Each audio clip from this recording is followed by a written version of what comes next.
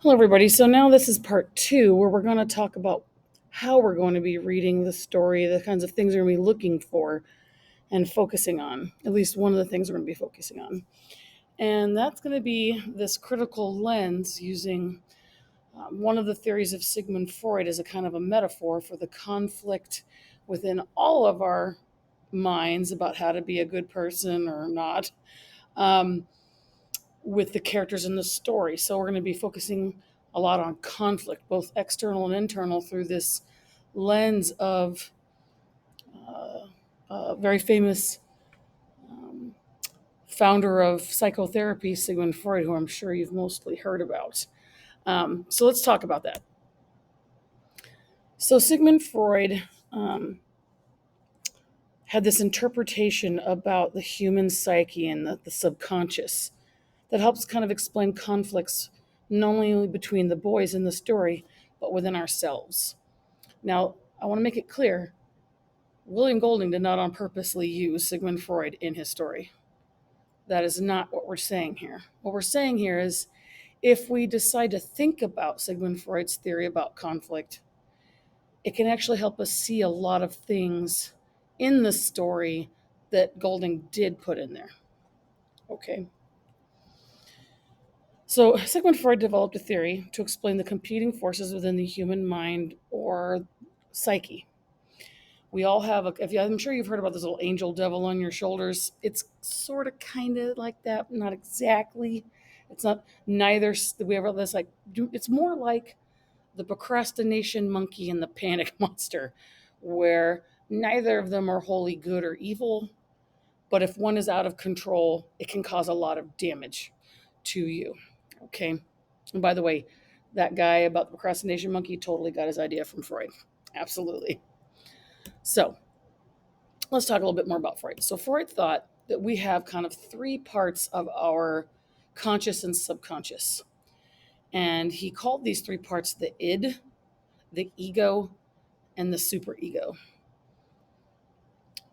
And they are all divergent, which means they're separate, yet coexisting forces within each human being. Okay.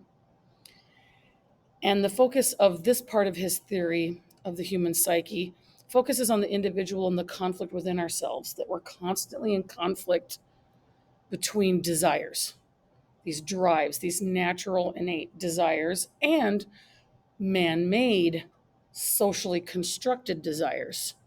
So I know we talked a little bit about like nature nurture. That's what this kind of is.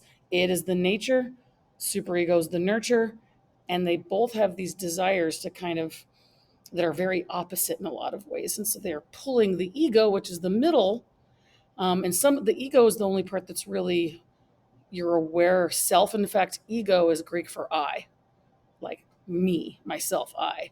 So that's the ego's kind of the conscious you, though there is a subconscious part of the ego too. It's not fully conscious. But the id and the ego are completely subconscious parts of ourselves. And so to kind of here's a kind of a picture to help you kind of think about the id, the ego, and the superego. That was cute. Hopefully, you guys are familiar somewhat with The Dark Knight Returns with Harvey Dent slash Two Face and the Joker and Batman. So here, there's a picture of Harvey Dent being the superego, and notice Two Face has two sides to him. There's this good part, the following of the rules, but there's also a dark side to the superego. It's not really an angel. Okay. And then the id is just pure chaos. I want what I want. All those kind of animalistic, pleasure seeking, me stuff. And the ego is kind of pulled between these two, right? Batman is good friends with the superego here, right? With Two Face. Um, but they then become kind of, enemies. And it pulls him in one direction. And then Batman's also pulled in another direction with the Joker causing trouble. So both of these guys cause trouble for Batman, and that's kind of what we're talking about here with the superego and the id pulling on us constantly about which decisions to make. And Freud thought that a mentally healthy person has a balance. You have to have animal parts of yourself, but you also have to fit into society and follow rules. And a healthy person has a proper balance between the two. No one side is kind of taking over. Either one would be bad. So the id is the primal force within all of us. Okay, it's that animal part. It's passion, drive to procreate, um, violence, emotions, okay, aggression. And it's not, I know that sounds bad, but it's not. It's also part of the creative force of ourselves. Okay, it's that love is an emotion. It's not necessarily a bad thing. Okay,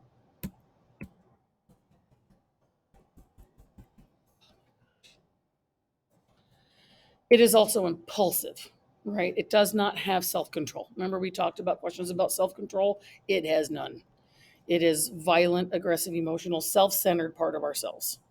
So that kind of 2 year old that says, mine, mine, mine, and I want it now is the id. Now, is a 2 year old evil? No.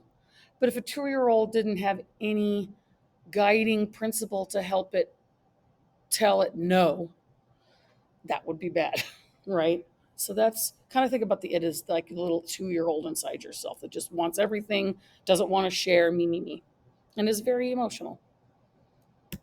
Okay. The superego, though, is more like the adult in the room, but it can be a pretty hardcore adult. And it's responsible for maintaining all those societal, political, and religious rules and norms that an individual has gained through education, reinforcement, experience in life. And they are not influenced by the impulse of the id or by others. It is very, very rigid, black and white thinking, like these are the rules, you must follow this. This is constantly telling you no. All right. So it could be a very rigid rule following part of ourselves that the little the Jiminy cricket in our heads that tells us you shouldn't do that. That's not okay. Now that sounds like that's a good part of ourselves, but I wouldn't call it an angel because what happens if the superego has full control? You kind of go nuts. You have to have some relaxing time.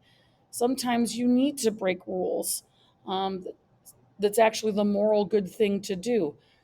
Sometimes you just need a break from that. You can't be so, we get that word uptight from Freud here, that kind of rigid, unable to budge, just a mountain of rules that won't budge. So they can't be in total control all the time either. Okay. It can have a negative side. So I know I put this little angel and devil gif, and it's kind of like that, but not exactly. Let's have an angel with a few dirty blemishes there, and a devil with some wings on it. Okay, it's a little mix. So the superego cannot tolerate the id because they are such opposite desires, right? The id wants to shatter rules, and the superego just wants to follow them. So that's Freud uses as a kind of a metaphor of the two parts of ourselves that we're in battle with all the time: the rule follower and the rule breaker. Okay, and the ego's that one in the middle. Okay, and as I said, the ego is Greek for the word I, like the myself, I. And that's kind of the you that's being pulled in between these two desires that are in your subconscious, which means you're not really aware of it. It's down in there. And it's the conscious voice of reason. Okay, it's the you going, well, I won't eat all that cake, but I'll have a tiny bite.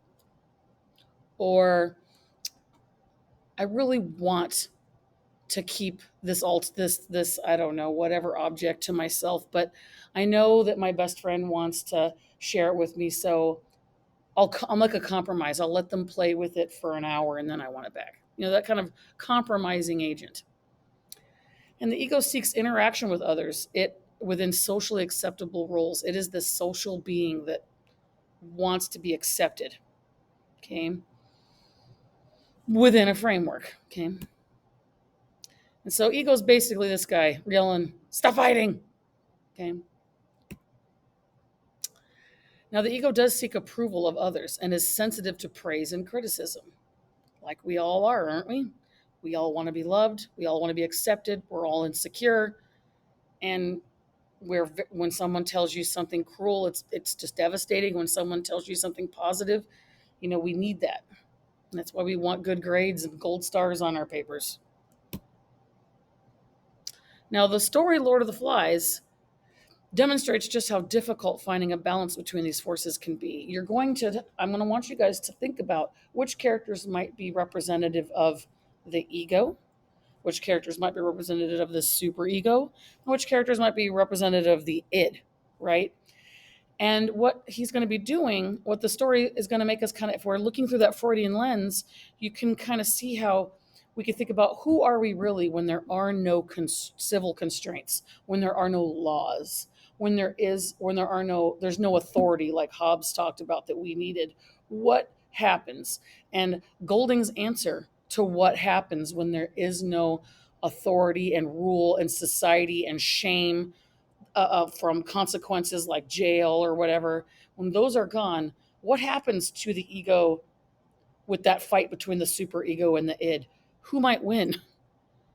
And what does that say about our human nature about who wins? And the plot kind of goes along with this. It's pretty neat how, when you look through thinking about this idea of the id, the ego, the superego, and this battle within all of our subconscious minds, our psyche, about what's the right thing to do or what am I going to do or what do I want to do, or between those two extreme desires of rule following and chaos and do whatever you want.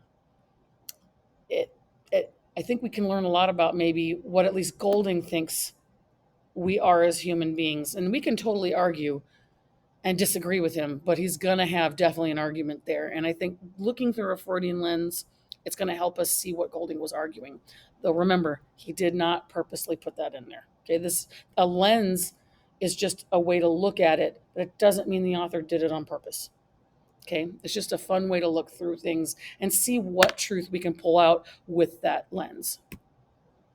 Okay, so while we're reading this story, I want you to look to see which characters are the id, the ego, and the superego, or there could be characters that shift. Okay, so that's a possibility too. They could be blended, where they start off as one and then they kind of go somewhere else. All right, and that shift will tell us also a lot about what Golding is trying to tell us, because these boys, as Golding said, why did he make them all boys? It's not to make some comment about just the male or masculinity. This is not about toxic masculinity. This is about all humanity. What does he think about all of us? They're representative of us. Okay. And then what are we going to do with all this after we're done analyzing it using this Freudian lens and having Socratic seminars and all that good stuff? We're going to be writing an essay, of course, where we're going to be questioning our human nature. Are we human beings essentially good, bad, or a mix of the two? Okay, that'll be our second essay, just about Lord of the Flies. Okay, all right. So that's it for this second little mini um, Socratic, no, not Socratic, Ed puzzle lecture. I hope you have a great rest of your day, and I can't wait to start reading this and talking about it with you. Bye bye now.